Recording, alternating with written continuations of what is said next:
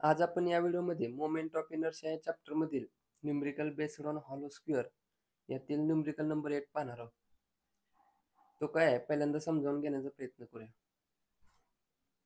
Hollow square has inner dimension a into a, म्हणजे hollow square आहे ज्याचं inner dimension किती दिलेलं आहे आतल्या स्क्वेअरचं a into a, and outer dimension किती दिले 2a into 2a. Find moment of inertia about the outer side. Moment of inertia आपल्याला कुठे फाइंड आउट करायला सांगितलंय? Outer side. आउटर साइड म्हणजे आपण या साइड वरती काढू शकतो, या साइड वरती काढू शकतो, या साइड वरती काढू शकतो किंवा या साइड वरती काढू शकतो. कोणत्याही साइडला आपण काय करू शकतो? Moment of inertia find out करू शकतो. आपण काय करूया, हा ABCD स्क्वेअर आहे तर CD लाईन वरती आपण काय करूया, moment of inertia find out करूया. आपण काय करतो रे, ज्यावेळी हा सेंट्रॉइड आहे, सेंट्रॉइड मधून हॉरिझॉन्टल ऍक्सिस जातो त्याला काय म्हणतो? X x. जो उभा जातो त्याला वाय वाय. एक्स एक्स ला पॅरलल किंवा वाय वाय ला पॅरलल आपण कुठल्या मेथडने फाइंड आउट करतो मोमेंट ऑफ इनर्शिया? तर पॅरलल ऍक्सिस थेरम. याच्या हा न्यूमेरिकल सॉल्व्ह करण्याच्या अगोदर आपल्याला एक आयडिया आली पाहिजे की हा जो हॉलो स्क्वेअर आहे तो कसा तयार झालेला आहे बघा. हा एक मोठा स्क्वेअर आहे, त्यातून काय करायचं, एक छोटा स्क्वेअर कट करायचा, म्हणजे काय झाला, आपला हॉलो स्क्वेअर तयार झाला. हा आउटर आहे, त्यातून मायनस काय केला आपण, स्मॉलर स्क्वेअर काय करायचा, मायनस करायचा, म्हणजेच काय झाला, हॉलो स्क्वेअर. चला मग तसंच ह्याच मेथडने आपण काय करूया, पॅरलल ऍक्सिस थेरम वापरूया. ICD, moment of inertia about CD. मोठ्या स्क्वेअर मधून काय करायचं आपल्याला, छोटा स्क्वेअर मायनस करायचा आहे. पहिल्यांदा काय करूया, मोठ्या स्क्वेअरला 1 म्हणूया, छोट्या स्क्वेअरला 2 म्हणूया. पॅरलल ऍक्सिस थेरम मोठ्या स्क्वेअर साठी काय असतो, हा जो आपण CD काढणार आहे तो कशाला पॅरलल असणार आहे, एक्स एक्स ला, म्हणून काय घेणार इथं IXX1 म्हणूया, प्लस एरिया 1, इथून ते सेंट्रॉइडचं डिस्टन्स उभा आहे म्हणजेच काय असणार, y1 स्क्वेअर, मायनस मायनस आता दुसऱ्याला काय म्हणून, छोट्या स्क्वेअरला 2 म्हणायचं, तो सुद्धा काय आहे, पॅरलल टू एक्स एक्स, म्हणून काय असणार आहे IXX2, प्लस छोट्या सर्कलला दुसरं म्हटलंय आपण त्यामुळे A2, उप डिस्टन्स काय असणार आहे ते y2 चा स्क्वेअर. बघा, मोठ्या स्क्वेअर मधून छोटा स्क्वेअर मायनस करायचा, म्हणून काय केलं, मोठ्याला आपण अप्लाय केला पॅरलल ऍक्सिस थेरम, मायनस छोट्याला पॅरलल ऍक्सिस थेरम अप्लाय केला. मोठ्यातून वजा केलं की ऑटोमॅटिक काय तयार होणार आपला, मोठ्यातून छोटा वजा केलं की हॉलो स्क्वेअर चा आन्सर आपल्याला भेटणार आहे. चला, मोठ्या 1 कशाला म्हटले आपण, मोठ्या स्क्वेअरला म्हटले, 2 कशाला म्हटले, छोट्या स्क्वेअरला.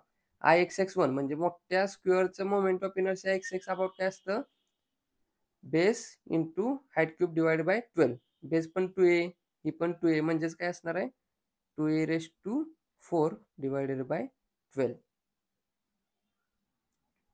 प्लस एरिया काय असणार, base into height twice a into twice a, plus y, इथून तिथपर्यंत डिस्टन्स किती असणार रे, टोटल 2a डिवाइडेड बाय 2, म्हणजे याच्या निम्म किती असणार आहे, 2a डिवाइडेड बाय 2 असणार आहे,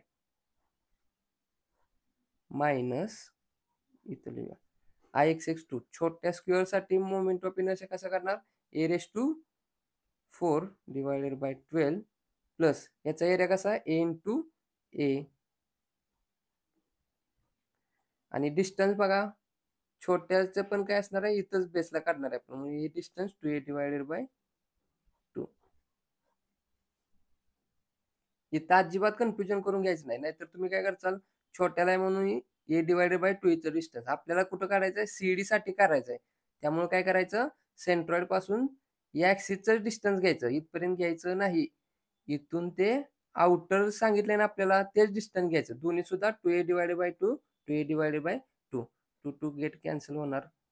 ओके, नेक्स्ट स्टेप काय करूया, 2 ची पॉवर 4 किती असते, 2 2 जा 4, 4 2 जा 8, 2 जा 16 असते.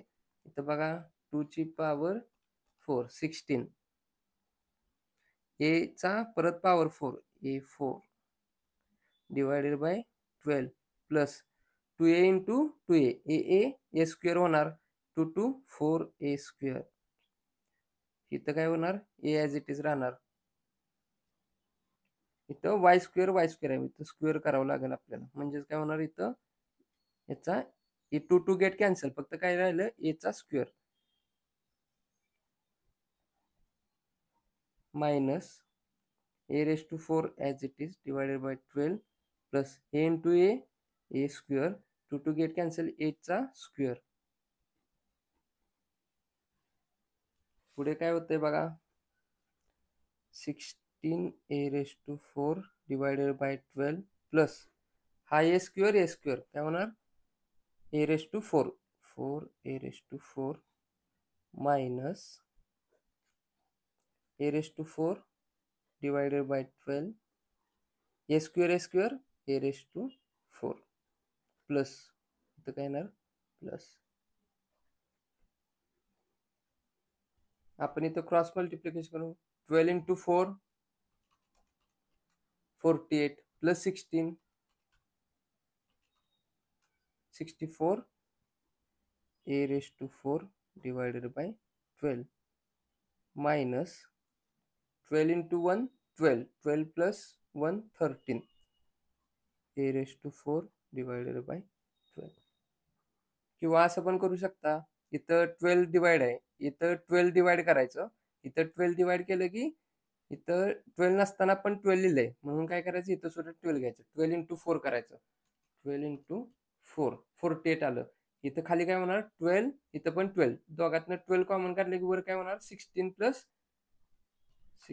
प्लस हे मूळचं 4 इंटू नवीन घेतलेलं 12 किती येणार 64 divided by 12 A raise to 4. Similarly इथं डिवाइड बाय 12 करायचं, म्हणजेच काय इथं नसताना 12 घेतलं, म्हणजेच काय इथं सुद्धा 12 घ्यावं लागणार. 12 ए raise to 4 plus 1 a raise to 4, 12 आणि 1 किती होणार 13 ए रेस टू 4 डिवाइडेड बाय 12 येणार. ओके, आता दोघात 12 सेम आहे, कॉमन काढूया, 1 डिवाइडेड बाय 12 ब्रॅकेटमध्ये काय राहणार 64 ए raise to 4 minus 13 A raise to 4.